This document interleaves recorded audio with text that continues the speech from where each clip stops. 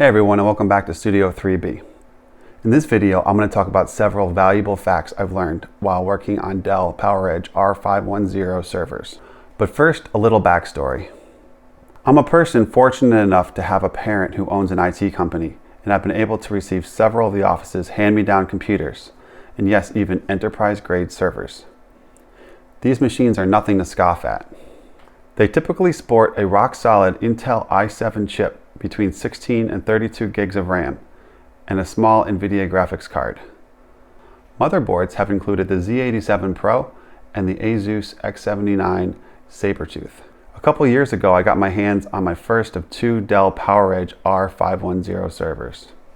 The first sports an Intel Xeon X5560 CPU with 2.8 GHz speed. It has 24 gigs of RAM. The second has an Intel Xeon E5630 CPU with 2.53 GHz speed. It has 40 gigs of RAM. The SAS drives it comes with were relatively small but speedy drives. My goal was to make my first one into a Plex server and Roon core. I have a ton of music and videos I'd like to stream from here, and the power and efficiency of these servers would be very beneficial. This first server has an outdated PERC controller. A PERC controller is the board in the server that handles the storage capacity. So I went on Amazon and bought a newer H700 PERC controller for about 50 bucks, and this gave me the ability to have drives of more than 2 terabytes in size. Another thing I learned is there are 3 PCIe slots available on this server, but they have a plastic piece in the way of the slot from holding larger cards, such as graphics cards. This became an issue because I wanted to install an NVIDIA graphics card to help with the video transcoding on my Plex server.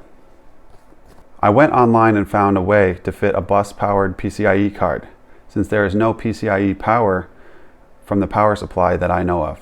The method I used to fix the slots was to drill out the plastic pieces from the slot with a small drill bit.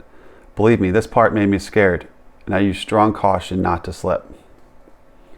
Getting the graphics card to recognize was a huge win. Choosing the operating system, I went with Debian. It is familiar to me and very stable. Now that the new PERC card is installed, I picked up some added storage. I installed 2 Western Digital Red SATA drives of 4 terabyte capacity in a RAID 1 configuration using the hardware RAID controller, and 2 12 terabyte SATA drives in a RAID 1 configuration. The other 4 bays are the stock SAS drives in a 500 gigabyte RAID 10 configuration. I installed the operating system on an LVM storage on the RAID 10 and made volume groups of the 2 other RAID 1 disks. The 4 terabyte disk is for the time machine backups, and the 12 terabyte disk holds 2 volume groups, one for data and the other for media. Another change I made was removing the stock DVD-ROM and installing an SSD tray. This added another spot for a disk. I installed the 240 gigabyte SSD in there and partitioned it in half for Plex and Roon databases respectively.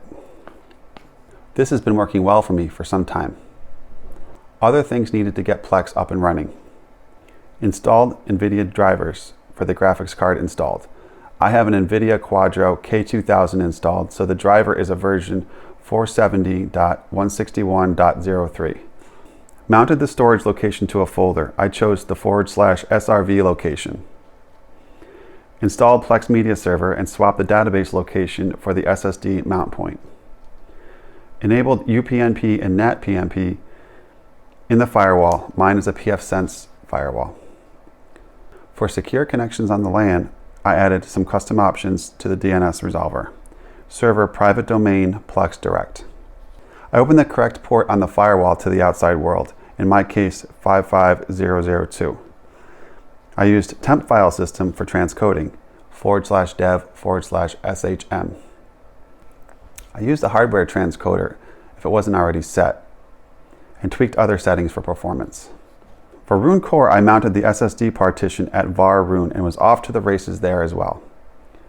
When Roon Arc was released, I opened up port 32400 on the firewall.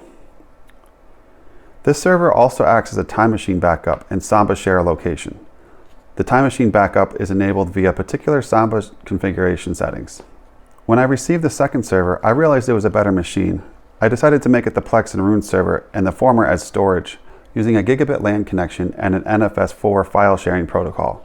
I migrated the Roon and Plex databases as well as the custom-fitted GPU card and slots. Now more power here goes to processing, while the slower computer can be left to serving files alone. This second server I use CentOS 7 as the OS, looking to extend my Red Hat skills. One other thing I learned is that the RAM needs to be server-grade ECC DIMMs and preferably RDIMMs. I tried inserting desktop non-ECC UDIMMs in here and it errored out and would not boot. So I went back to using the server-grade RAM that it came with. In the near future, I may migrate the operating system to solid-state disks and free up more bays to increase storage capacity. Stay tuned for future videos about that. Also, I'm looking to use the Red Hat free version on these when I'm making the transition. That sums up things I learned about Plex and Roon on my Dell PowerEdge R510. Stay tuned for more content. Thanks, and as always, don't forget to like and subscribe.